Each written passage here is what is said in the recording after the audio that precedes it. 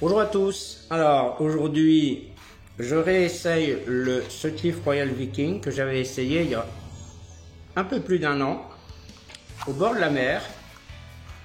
Donc 7e revue de la liste que je présente ici, puisque maintenant je le rappelle, donc toutes les revues que je fais, je les prévois dans une vidéo globale et ensuite j'essaie de suivre l'ordre. Donc je vous invite vraiment à aller la voir, vidéo.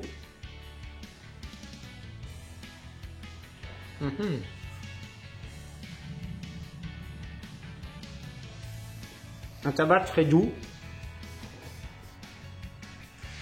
Sutcliffe, hein. Si je me rappelle bien, la meilleure marque américaine. Donc, vous voyez sur ces images, c'est un brun très souple, humide.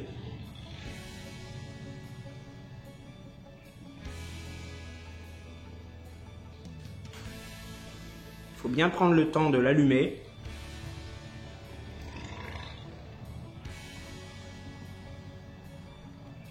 Très très léger tongue bite, hein. 0,5 sur 10. Vraiment là le bourrage, il faut y aller délicatement.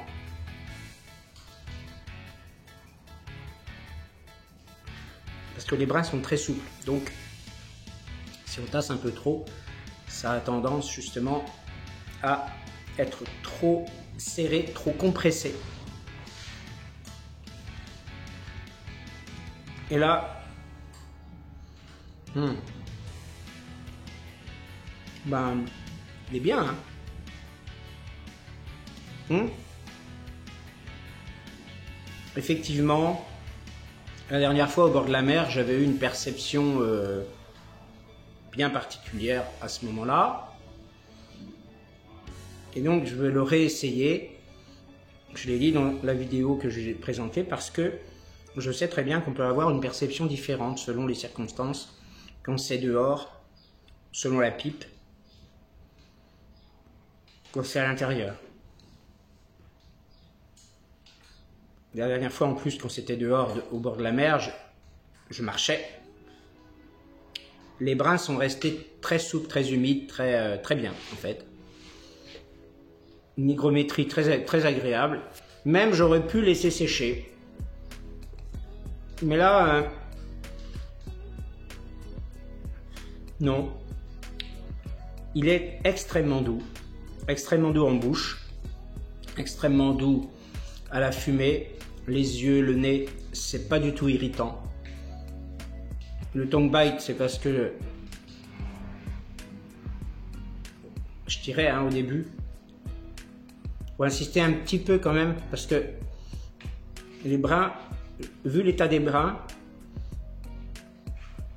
il faut vraiment insister. Alors, haro noisette, peut-être quelque chose que je n'avais pas perçu au bord de la mer. Dans la fumée, se sent vraiment la noisette.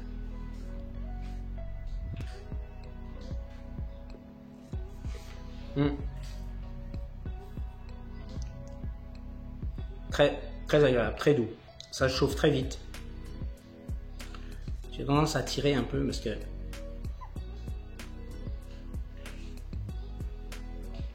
il y a une légère résistance. J'ai refait mon bourrage parce qu'au début il ne me convenait pas, je trouvais que j'avais trop tassé.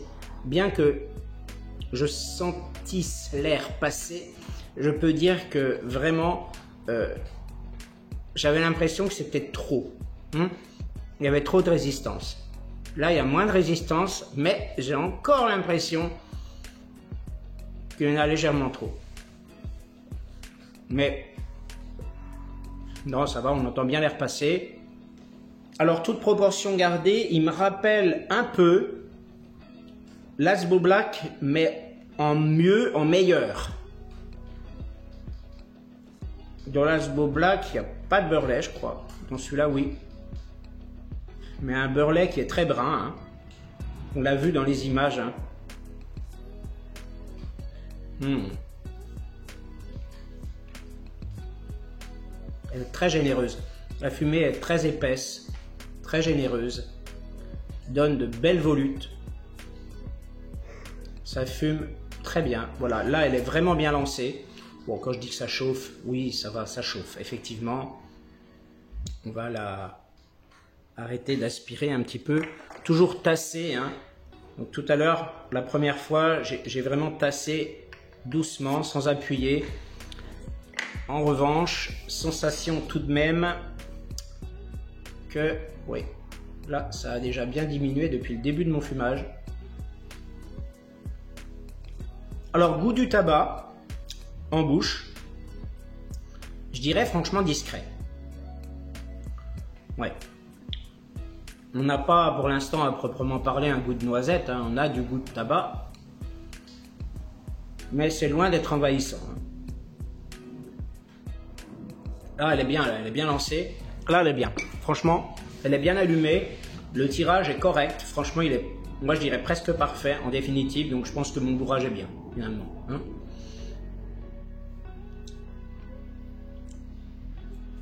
C'est moelleux. C'est moelleux à froid, au toucher, évidemment. Mais c'est moelleux aussi en le fumant. Hein. C'est quand même assez rond.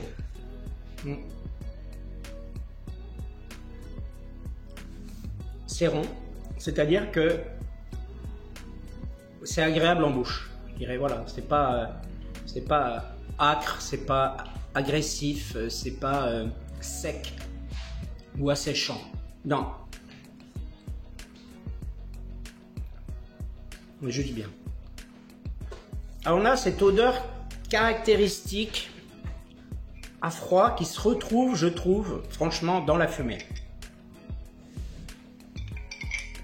Je pense que la home note pour l'entourage doit être quand même pas mal.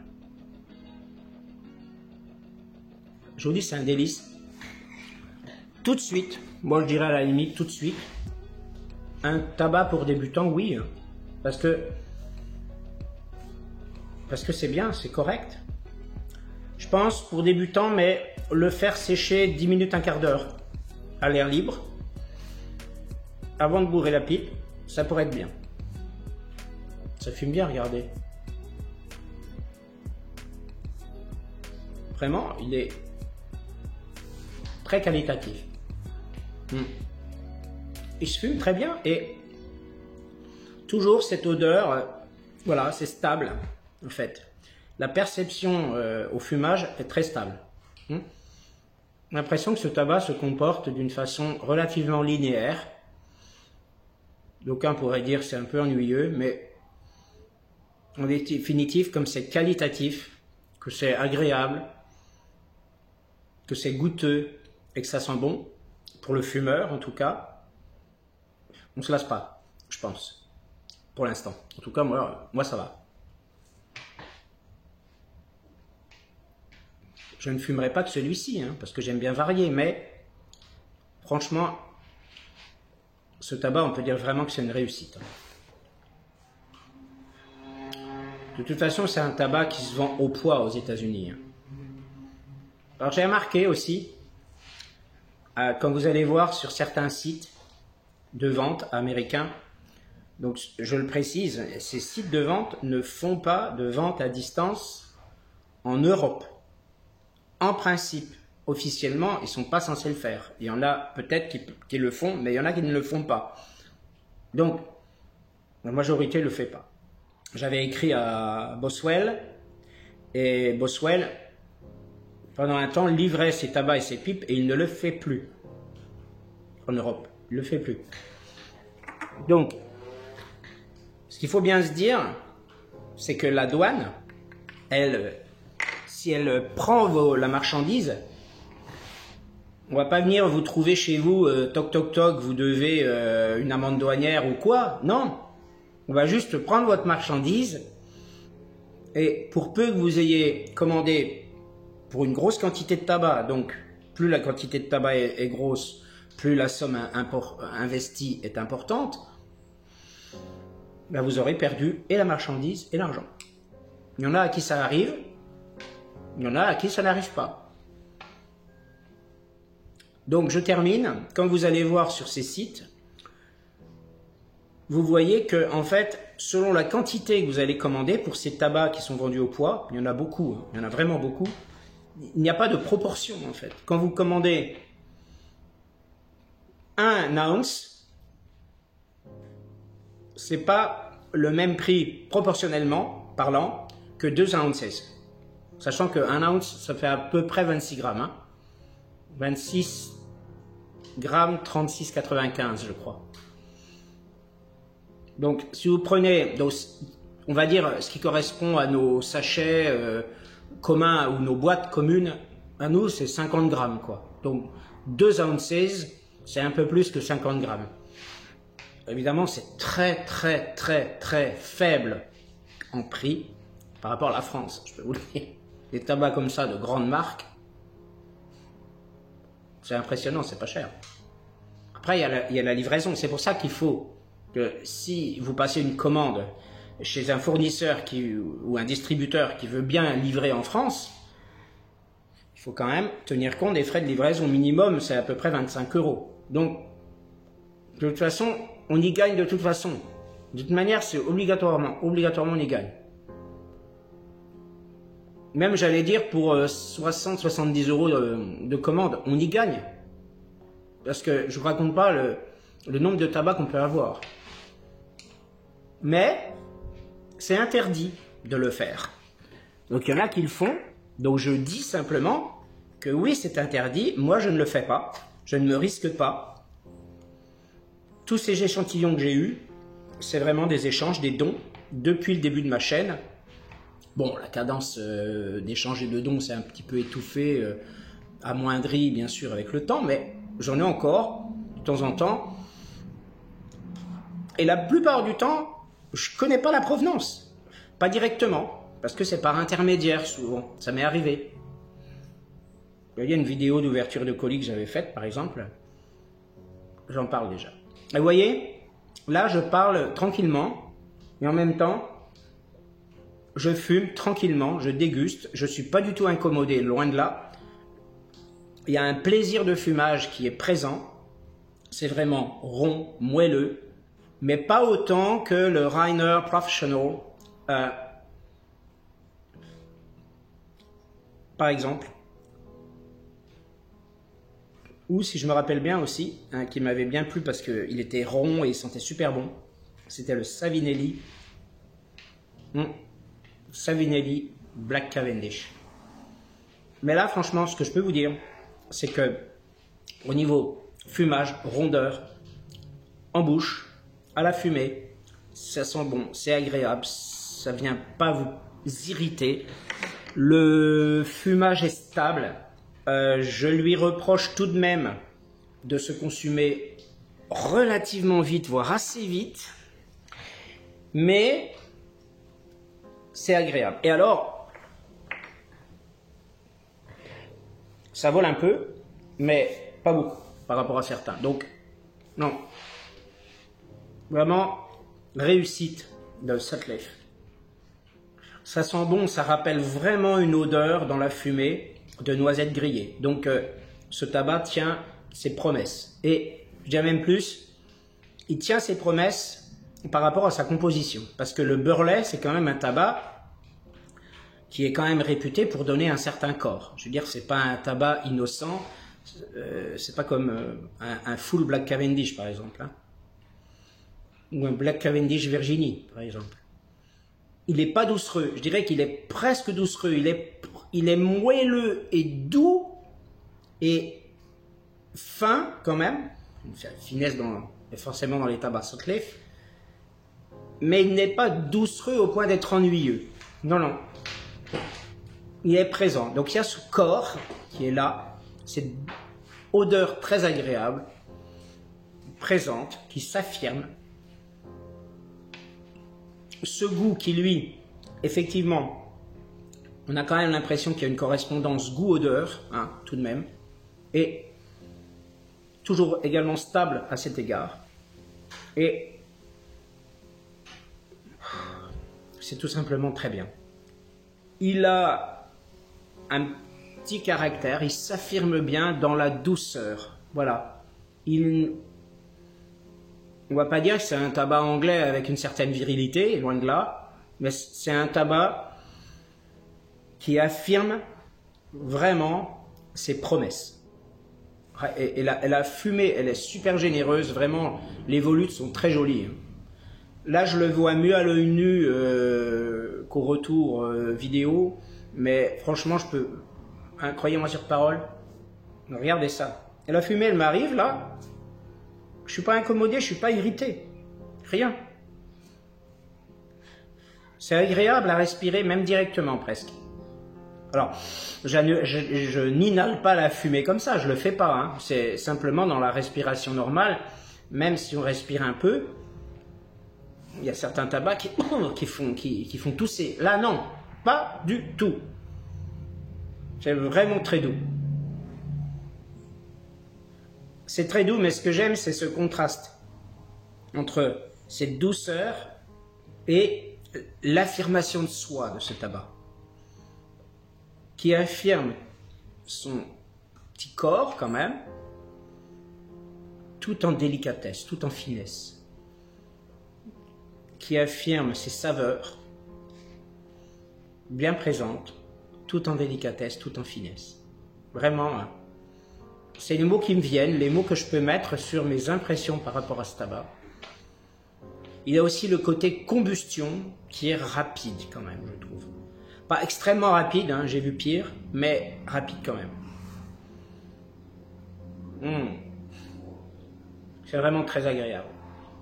Il est très très constant. Je veux dire, au fil du fumage, il affirme ses saveurs, surtout dans la fumée. Au début, ça commence quand même doucement. Et progressivement, là je suis à 23 minutes d'enregistrement, progressivement, ça s'affirme. Ça s'affirme, mais toujours en douceur. C'est-à-dire, c'est l'odeur qui devient plus importante, progressivement, graduellement, mais toujours en douceur. Et il y a une constance dans ce qu'on sent. Hein? Pas forcément dans la... Je viens de le dire, puisqu'il y a une progression dans la force sentie, ressentie de ces odeurs. Donc c'est très stable en ce que l'on sent. Hein? Et au niveau de la bouche, on sent le goût du tabac mélangé aux arômes d'une façon relativement harmonieuse, toujours avec cette correspondance stable de odeur-goût. Hein? Ah ouais, vraiment. C'est en pouvant expérimenter diverses sortes de tabac comme ça, de plus ou moins haut de gamme, qui sont plus ou moins bon marché. Donc varier, hein, varier les qualités, hein, varier les niveaux de gamme, voilà.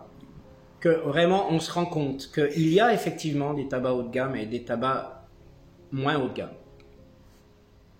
Là, celui-ci, il est forcément travaillé. Je veux dire, c'est forcément recherché par la marque que de créer un tabac avec autant de qualité de fumage tel que je l'ai décrit depuis le début de la vidéo. Alors j'ai demandé à la personne qui est à côté de moi, qui me dit qu'il y a quand même une petite odeur de noisette qu'il sent, mais il a eu du mal à sentir la room note parce que ma fenêtre est quand même grande ouverte. Comme je l'ai dit, je ne veux pas avoir d'odeur de tabac froid chez moi. Ouais, franchement, très, très bon tabac. Si vous pouvez le dégoter quelque part, faites-le. Alors, je sais que c'est un tabac américain, mais je ne suis pas sûr que d'autres pays en vendent, en Europe. Je ne sais pas. Faut voir. Alors, là où je ne suis pas tout à fait d'accord avec la personne qui m'a donné son avis, c'est une toute petite odeur de noisette. Moi, je trouve que l'odeur est quand même vraiment présente. Lui, il trouve que l'odeur de noisette est légère. Moi, je trouve qu'elle n'est pas vraiment légère. Mais elle n'est pas non plus envahissante, elle n'est pas non plus... on ne sent pas que ça. À la limite, avec le temps, au fil du fumage, ça se sent de plus en plus, mais à la limite, l'Alsbo Black qui est avec des arômes de noisettes et de vanille, il sent plus nettement la noisette. C'est bizarre quand même. Bon. Alors, c'est quasiment la fin. J'ai l'impression que sur la fin, il se consume un peu moins vite. C'est possible qu'il y ait eu un petit peu plus de brun au fond. Peut-être plus tassé au fond, je sais pas. Mais là, je dirais franchement, je pense vraiment que mon bourrage, sans vouloir me vanter, mon bourrage, je pense qu'il est presque parfait. Parce que, en fait, ça s'est très bien passé. J'ai pas eu à la rallumer, hein, vous avez vu. Mais je pense, heureusement, je l'ai refait avant de le fumer. Et il est parfait parce que ce tabac se consume très bien, aisément. Alors, la fin, âcreté naissante. En bouche, ça commence à devenir un peu moins agréable. Et l'odeur à la fumée présente assez soudainement quelques différences avec ce que j'ai pu ressentir jusqu'à maintenant. Donc, moins peut-être de noisettes, mais plus un mélange des deux. Mais franchement, c'est bien. Alors, moi je lui donne 16 sur 20 sur l'échelle de mes goûts. Parce que j'aurais quand même voulu plus sentir la noisette d'une façon plus franche, peut-être. Et à cause du fait que les brins se consument assez vite dans l'ensemble du fumage, et également à cause de cette âcreté naissante. Mais alors attention, comme âcreté de fin de fumage, il y a pire que ça. Hein. Léger tongue bite au tout début, on aurait pu éviter. Il a fallu que j'insiste sur le tirage, l'allumage, mais bon, c'est peut-être un peu de ma faute. Mais quand même, voilà, extinction. Donc, une expérience que j'ai bien fait, en définitive, de mener de nouveau sur ce tabac, parce que vraiment, j'ai fumé un tabac différent de la dernière fois, pour moi. Il n'est pas les mêmes perceptions.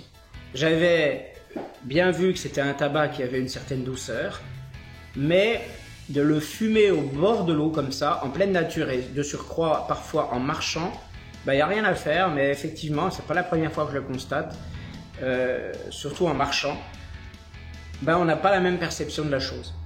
On n'a pas les mêmes sensations de fumage pour le même tabac. Là, je peux dire vraiment que l'expérience est différente, mais différente dans un sens positif. Voilà. Merci de m'avoir suivi et à très bientôt pour la prochaine vidéo.